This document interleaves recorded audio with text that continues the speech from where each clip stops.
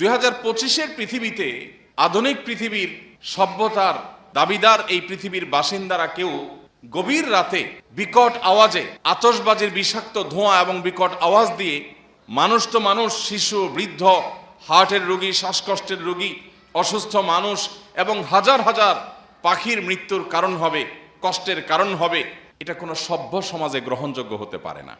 রাত 12:01 আপনি যখন উৎসবে মেতে উঠছেন, আপনি যখন চিৎকার চেঁচামেচি করছেন, আপনি যখন আনন্দ উৎসব হয়ে হুল্লোড় করছেন, তখন শত শত হাজার হাজার লক্ষ লক্ষ মানুষ ঘুমিয়ে আছে।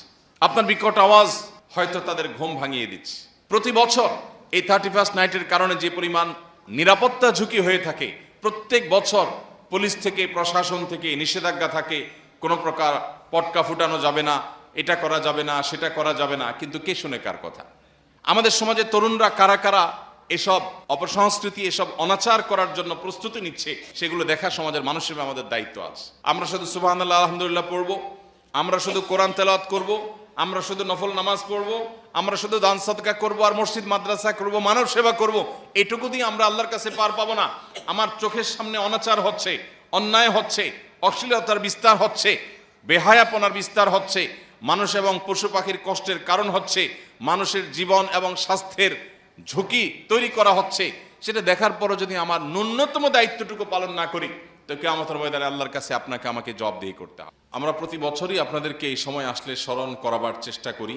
নতুন বছরের প্রথম মুহূর্তকে, প্রথম দিনটিকে বিশেষভাবে উদযাপন করবার, আনন্দ উল্লাস এবং হৈহুল্লোড় করে কাটাবার এই কৃষ্টি, এই সংস্কৃতি এসেছে শত শত হাজার হাজার বছর আগে অগ্নিপূজকদের থেকে।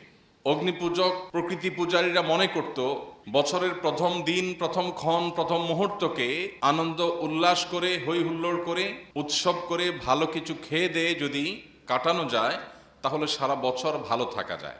এই কুসংস্কারাচ্ছন্ন, অযৌক্তিক, অবৈজ্ঞানিক এবং ভুল ভ্রান্ত বিশ্বাসের উপরে ভিত্তি করে তারা উদযাপন করত